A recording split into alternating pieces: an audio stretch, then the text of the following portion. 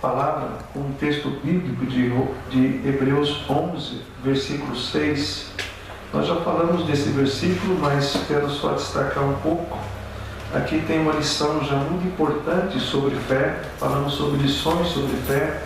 E aqui nós temos já no início a palavra dizendo que de fato, sem fé, é impossível agradar a Deus. Nós estamos aqui não para agradar o pastor, não para agradar o pessoal do louvor, não para agradar as pessoas que têm abençoado esse lugar aqui contribuindo, mas nós estamos aqui para agradar o nosso Deus. E o texto fala que de fato, sem fé é impossível agradar a Deus. E é necessário, conforme diz aqui o texto, que aquele que se aproxima de Deus crê que Ele existe. Amém? Você crê nisso? Como nós sabemos que Deus existe? Será que nós podemos podemos ver Deus? Não conseguimos ver isso. A Bíblia fala que ninguém conseguiu ver Deus. Nem Moisés, que estava ali diante da face de Deus e conversava com Deus pessoalmente, conseguiu ver a face de Deus. A Bíblia fala que Moisés viu as costas de Deus, não viu a face dele. Mas será como nós podemos crer que Ele existe? Como é que nós sabemos que Ele existe? Você já parou para pensar? Sabe quando nós sabemos que Deus existe? Quando a gente vê pessoas fazendo coisas boas. Quando a gente vê pessoas fazendo aquilo que agrada a Deus.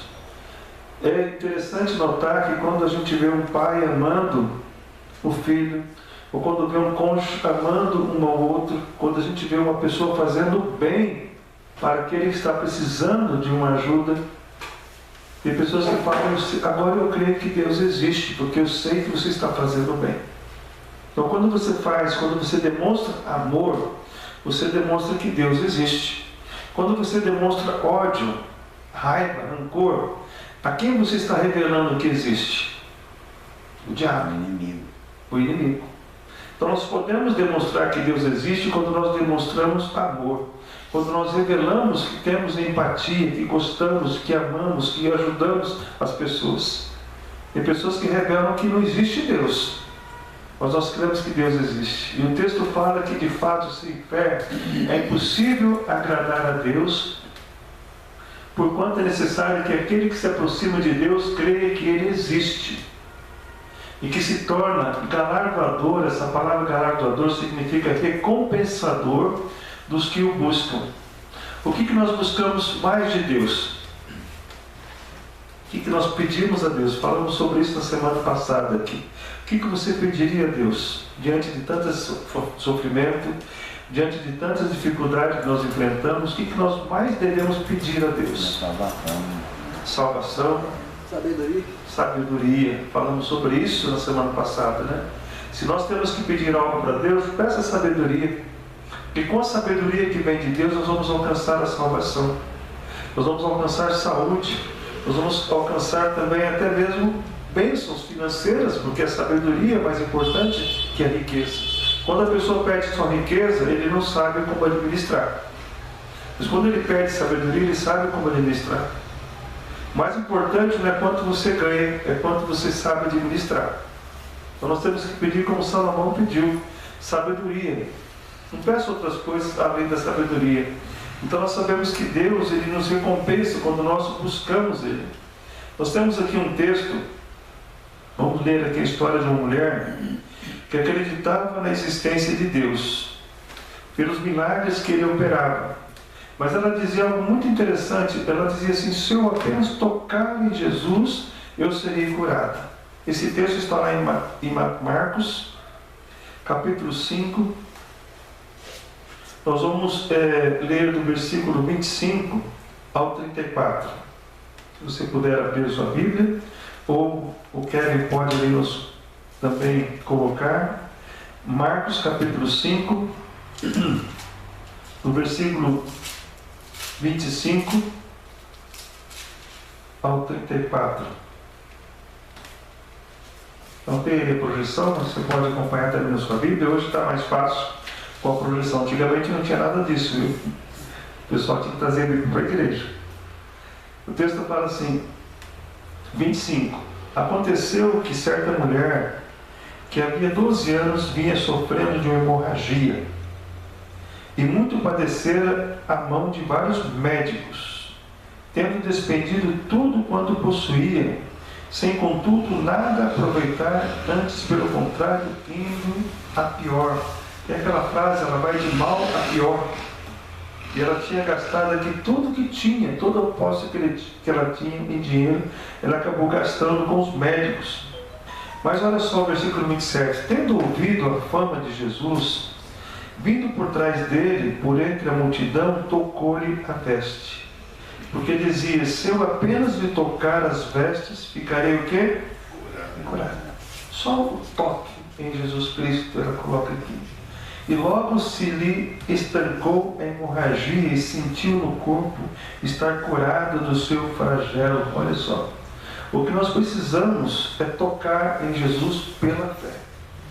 Mas tocar em Jesus não significa tocar fisicamente, porque nós não temos acesso a Ele fisicamente, mas tocar com a nossa fé. O que Deus deseja de cada um de nós é que possamos tocar Ele com a nossa fé. De fato, sem fé é impossível agradar a Deus. Quando nos aproximamos diante dele, temos que crer que Ele existe. E essa mulher aqui, que há 12 anos, quanto tempo ela sofria? 12 anos. Há quanto tempo temos sofrido com a nossa hemorragia, com a nossa enfermidade? Às vezes a enfermidade não é física, mas é a enfermidade da alma, enfermidade de relacionamento. E o texto continua falando aqui no versículo 30, Jesus, reconhecendo imediatamente que dele saíra poder, virando-se no meio da multidão, perguntou, quem me tocou nas vestes?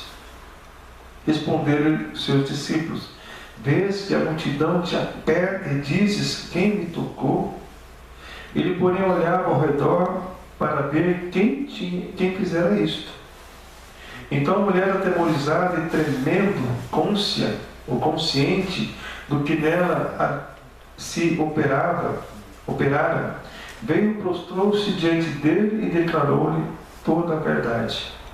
E ele lhe disse, filha, a tua fé te salvou. Vai-te em paz e fica livre do teu mal. O que nós podemos ver nesse texto aqui é que várias pessoas haviam tocado em Jesus Cristo. Muitas pessoas, a multidão, conforme diz o texto ali, a multidão, no versículo 31, apertava Jesus Cristo. Então muitas pessoas tinham tocado, mas só uma pessoa tocou nele com fé. Isso é fé. É tocar com fé. O que é fé? Podemos perguntar, o que vem a ser fé? Essa mulher aqui, ela fez algo que ninguém havia feito. Ela havia sabido que Cristo iria passar ali, iria chegar ali naquele lugar, mas ela estava passando por uma situação há 12 anos de dificuldade. Mas ela sabia que naquele momento ela ia alcançar a bênção de ser curada. Ela disse, se a menos o tocar em Jesus Cristo. Sabe como é que nós podemos definir fé? Lá em Hebreus 11:1 diz que fé é a certeza das coisas que se esperam e a convicção de fatos que não se veem. Ora, fé é a certeza de que se esperam e a convicção de fatos que não se veem. Conta uma história que uma cidade do sertão estava passando por uma seca muito grande. Isso talvez você já ouviu falar dessa história. E a igreja naquele lugar começou a fazer uma campanha de oração para que chovesse naquele domingo. Eles fizeram de segunda a sábado um jejum, uma oração, uma campanha de oração, e no domingo iria chover. Todos tinham certeza que domingo Deus iria derramar chuva. Aí toda a multidão foi para a igreja naquele domingo. Só uma criança levou o guarda-chuva. O que significa isso? Só uma criança tinha fé de que de fato Deus iria mandar chuva. Fé, conforme diz o texto ali, é a certeza das coisas que se esperam. O que você espera na sua vida? O que você espera do seu futuro? Como é que você se imagina daqui a 5 anos, daqui a 1 ano, ou amanhã, ou na semana que vem? Isso é ter fé. Se você espera que Deus faça um milagre na sua vida, toque Jesus Cristo pela fé. Se quer que Deus resolva um problema sério que você está vivendo hoje, toque Jesus pela fé. Faça a sua parte. A Bíblia fala: pedi e dar-se-vos-á, buscai e acharei, batei e abrir-se-vos-á. Então nós sabemos que Deus, Ele pede que você faça a sua parte. Imagine aquela mulher de Marcos capítulo 5, quando soube que Jesus Cristo ia passar, sabendo que ela tinha fé que Ele era a pessoa certa, e se ela ficasse ali olhando para Ele e não tocasse nele, ela seria curada? Não. Se ela ficasse em casa, ela seria curada? Não. Então nós sabemos que temos que dar um passo pela fé. Tudo aquilo que nós almejamos alcançar, temos que dar um passo pela fé. E ela foi, mesmo com vergonha. O texto fala que ela estava ali envergonhada, atemorizada. Ela tocou Jesus Cristo pela fé. Então nós sabemos que fé é o firme fundamento daquelas coisas que nós esperamos. Nós não temos certeza de que vai acontecer, mas pela fé nós vamos buscar. Existe, na verdade, não sei se vocês já ouviram falar, mas existe 2 tipos de fé. Alguém já ouviu falar? Não. Para mim é uma fé só, não. Tem 2 tipos de fé. Tem a fé natural e a fé sobrenatural. O que é fé natural? É aquela que nós sabemos que vai acontecer daqui a pouco. Nós vamos sair daqui, não sabemos o que vai acontecer, mas a gente já tem fé natural. Vamos para casa, alguns vão jantar, alguns vão tomar um banho, alguns vão ver televisão. Nós sabemos que essa é a fé natural. A fé natural é aquela que nós já imaginamos que vai acontecer amanhã cedo. Tem que acordar cedo. Quem acorda cedo aqui? Muitos, né? Essa é a fé natural. Você sabe que vai acordar amanhã cedo. Isso você faz naturalmente. Não é isso, Jair? Você abre que hora lá o salão, o cabelo? Às 10. 10 da manhã. Então, é a fé natural. Amanhã você vai chegar lá, vai abrir a porta, daqui a pouco vai chegar alguns clientes. Isso é fé natural. Naturalmente a gente faz fé natural. O que é fé sobrenatural? Aí tem a diferença. É você, por exemplo, pensar assim: eu tenho que ir para casa agora e não tenho o que comer. Ou não tenho para onde ir. Mas Deus vai providenciar comida para mim, vai providenciar um lugar para que eu possa deitar, vai providenciar os clientes amanhã. Não sei se vai chegar algum cliente lá na barbearia amanhã. Isso é fé sobrenatural. Não sei se eu vou conseguir vender algum queijo amanhã, né, irmão Antônio Geraldo? Isso é fé sobrenatural. Não sei se vou conseguir resolver um problema amanhã, ou pagar uma conta amanhã séria. Tem que resolver um problema sério. Pela fé, eu creio que Deus vai me ajudar. Isso é fé sobrenatural.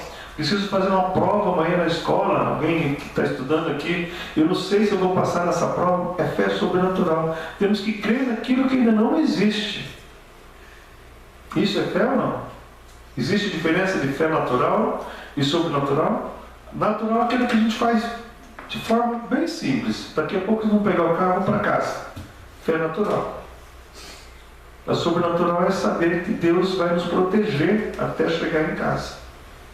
Então nós temos ali 2 tipos de fé. E Hebreus fala que a fé é ser curada. Ela não estava vendo, ela não via, mas ela tinha convicção de que algo iria acontecer. O texto fala que se ao menos eu tocar nas vestes de Jesus, serei curado. Isso é fé. Só quero tocar nele. Sim, irmão. Essa fé é igual a de Efésios 4? Há um só Senhor, uma só fé, um só batismo? Uma só fé? Uma só fé. No Senhor existe só uma fé. Um só batismo, um só Senhor. Mas aqui o texto fala que ela tinha certeza daquilo que ela esperava, mas ela não podia ver. E ela falou: se eu apenas tocar na veste de Jesus, serei curada. Em quais situações em nossas vidas podemos exercitar esse tipo de fé? Agora, existe uma palavra que é necessária. Será que é necessário, diante de Deus, uma grande fé para que Ele opere milagre na nossa vida? Não. Tem um texto de Lucas 17:6. Olha só o que Jesus fala. Respondeu-lhes o Senhor: se tiverdes fé como um grão de mostarda, direis a esta moreira: arranca-te e transplanta no mar, e ela vos obedecerá. Grão de mostarda é o menor das sementes. Temos que ter fé do tamanho do grão de mostarda. Não é pelo tamanho, mas pela por acreditar que ela pode fazer muito. O grão de mostarda diz aqui que depois de plantado se torna maior das hortaliças.